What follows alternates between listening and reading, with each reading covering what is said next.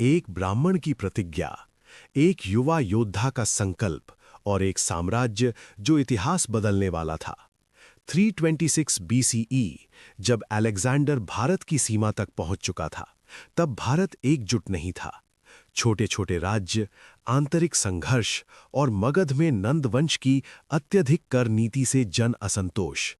लेकिन इस अंधकार के बीच दो नाम उभर रहे थे, चंद्रगुप्त और चाणक्य।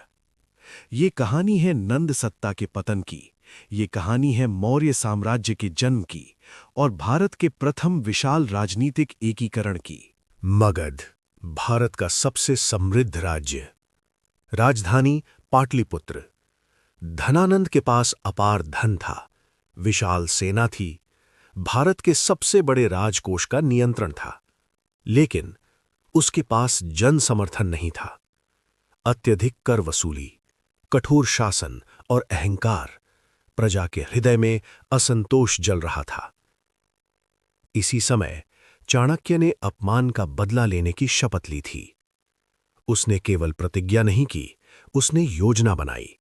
राजनीति, गुप्तचर तंत्र, जन समर्थन, मनोविज्ञान, हर स्तर पर तैयारी शुरू हुई। चंद्रगुप्त ने सेना संगठित की, युवा शक्ति को जोड़ा, सीमांत राज्यों को अपनी ओर किया, धीरे धीरे मगध को अलग किया।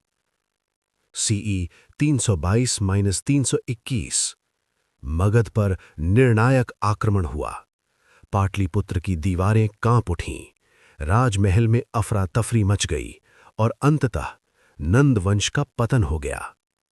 इसी के साथ मौर्य वंश की स्थापना हुई। भारत के इतिहास का एक नया अध्याय शुरू हुआ। राजधानी पाटलिपुत्र, आज का पटना। चंद्रगुप्त ने एक केंद्रित प्रशासनिक व्यवस्था स्थापित की। मंत्रिपरिषद, विभाग प्रणाली, कर व्यवस्था, सेना संगठन। चाणक्य द्वारा रचित अर्थशास्त्र ने शासन को दृढ़ आधार दिया।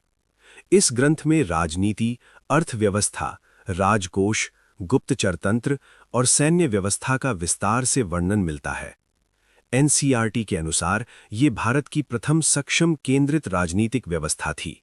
अलेक्जेंडर के वापस लौटने के बाद उसके सेनापतियों ने अपने अपने क्षेत्रों पर नियंत्रण स्थापित कर लिया। इन्हीं में से एक था सेल्यूकस I निकेटर। 305 बीसीई में उसने भारत की सीमा पर आक्रमण किया, लेकिन इस बार भारत तैयार था। चंद्रगुप्त की सेना में हजारों युद्ध हाथी थे, विशाल पदाति सेना, प्रशिक्षित घुड़सवार, रथ सेना। ये युद्ध कठिन था, लेकिन परिणाम मौर्य पक्ष में गया। 303 बीसीई में संधि हुई। संधि की शर्तें ऐतिहासिक थीं। अरकोसिया, गंधारा, परोपमिसदाय मौर्य साम्राज्य में शामिल हुए। 500 युद्ध हाथी सेल्यूकस को दिए गए। ये केवल एक संधि नहीं थी, ये भारत की प्रथम सफल विदेश नीति थी। एक समान शक्ति के रूप में मौर्य साम्राज्य को स्वीकार किया गया। सेल्यूकस ने अपना राजदूत भेजा, जिसका नाम था मेगस्थनीज। उसने अपने अवलोकन के आधार पर इंडिका नामक ग्रंथ लिखा। उसके इस पुस्तक में दर्शाया गया है कि पाटलिपुत्र एक विशाल नगर था। लंबी लकड़ी की दीवारें, 64 द्वार, नदियों से घिरा सुरक्षित नगर और विकसित प्रशासनिक समितियां। ये विवरण दर्शाता है कि मौर्य शासन व्यवस्था एक संगठित, मजबूत और प्रगतिशील थी। भारत अब केवल राज्यों का समूह नहीं था, यह एक संगठित राजनीतिक शक्ति बन चुका था। चंद्रगुप्त का मौर्य साम्राज्य फैला। ये साम्राज्य उत्तर पश्चिम में अफगानिस्तान क्षेत्र तक, पूर्व में बंगाल तक, पश्चिम में सौराष्ट्र तक, दक्षिण में नर्मदा नदी तक फैला। भारत पहली बार एक बड़े राजनीतिक ढांचे में जुड़ा। ये केवल भौगोलिक विस्तार नहीं था, ये एक राजनीतिक एकीकरण था। व्यापार मार्ग सुरक्षित हुए, आंतरिक शांति स्थापित हुई, राजकोष मजबूत हुआ, सेना संगठित रही। ये नींव थी जिस पर आगे चलकर और भी विशाल इतिहास लिखा जाना था। पाटलिपुत्र उस समय विश्व के सबसे बड़े नगरों में से एक था। आज का पटना, तब का पाटलिपुत्र। केंद्रित प्रशासन, विभाजित प्रांत, मजबूत सेना, व्यवस्थित कर प्रणाली। चंद्रगुप्त ने भारत को राजनीतिक एकता दी। लेकिन हर शिखर के बाद एक नया प्रश्न उठता है, अब क्या?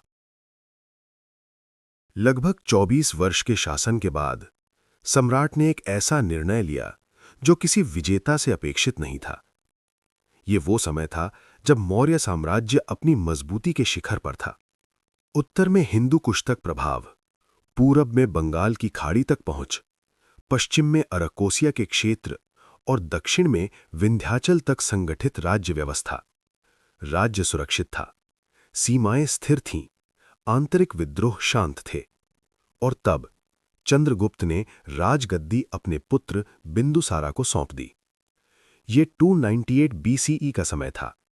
ये निर्णय केवल राजनीतिक नहीं था, ये जीवन दर्शन का निर्णय था। सोचिए, जिसने तलवार के बल पर साम्राज्य खड़ा किया, जिसने नंद वंश को पराजित किया, जिसने यूनानियों के प्रभाव को सीमित किया, वही सम्राट स्वच्छ इच्छा से शक्ति छोड़ रहा था। न किसी विद्रोह का दबाव, न किसी युद्ध की हार, न किसी राजनीतिक मजबूरी। ये था त्याग का निर्णय। सम्राट ने शक्ति छोड़ी और संन्यास का मार्ग चुना। जैन परंपरा के अनुसार इस समय मगध क्षेत्र में गंभीर अकाल पड़ा। आचार्य भद्रबाहु ने अपने शिष्यों के साथ दक्षिण भारत की ओर प्रस्थान करने का निर्णय लिया। चंद्रगुप्त ने उनका अनुसरण किया। ये यात्रा सिर्फ भौगोलिक यात्रा नहीं थी, ये अंतर यात्रा थी।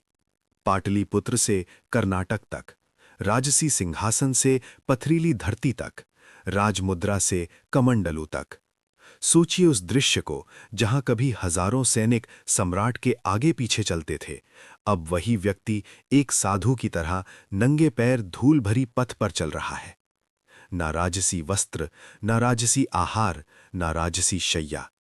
ये था सत्ता से तपस्या तक का सफर। अंततः वो पहुंचा दक्षिण भारत के पवित्र स्थान श्रवणबेलागोला। यहीं उसकी अंतिम तपस्या का केंद्र बना। श्रावणबेलागोला की शांत पहाड़ियों पर चंद्रगुप्त ने जैन धर्म अपनाया। उसने राजसी सुविधाएं त्याग दी, मौन अपनाया, तप अपनाया, संयम अपनाया। एक समय का चक्रवर्ती सम्राट अब एक तपस्वी था। सोचिए, जिसने लाखों पर शासन किया, वो अब अपने मन पर विजय पाने में लगा था। राजनीति से ऊपर, अहंकार से परे, विजय से भी आगे, ये जीवन का दूसरा अध्याय था। इतिहास के पन्नों में ये दृश्य असाधारण है। विजेता सन्यासी बन गया, शासक शिष्य बन गया, और शायद यही उसकी सबसे बड़ी विजय थी। जैन परंपरा के अनुसार चंद्रगुप्त ने सल्लेखना व्रत ग्रहण किया। ये कोई सामान्य निर्णय नहीं था, ये एक गहरा धार्मिक संकल्प था। इस व्रत में व्यक्ति धीरे धीरे आहार कम करता है, इंद्रियों पर संयम बढ़ाता है और अपनी आत्मा को शुद्ध करने पर केंद्रित होता है। ये जीवन से भागना नहीं था, ये जीवन को समझकर उससे शांतिपूर्ण रूप से स्वीकार करना था। दक्षिण की पहाड़ियों पर मौन तपस्या के मध्य भारत का प्रथम महान सम्राट इतिहास में अमर हो गया। न युद्ध भूमि में मृत्यु, न राजमहल में अंतिम सांस, बल्कि एक तपस्वी की तरह, एक शांत आत्मा की तरह। चंद्रगुप्त की नींव पर बिंदुसार ने शासन किया। बिंदुसार ने साम्राज्य को स्थिर रखा, दक्षिण भारत में प्रभाव बढ़ाया, प्रशासन को मजबूत बनाया। और फिर आया अशोक। अशोक ने मौर्य साम्राज्य को और भी विशाल और नैतिक रूप दिया। कलिंगा के बाद उसने धम्मा को अपनाया।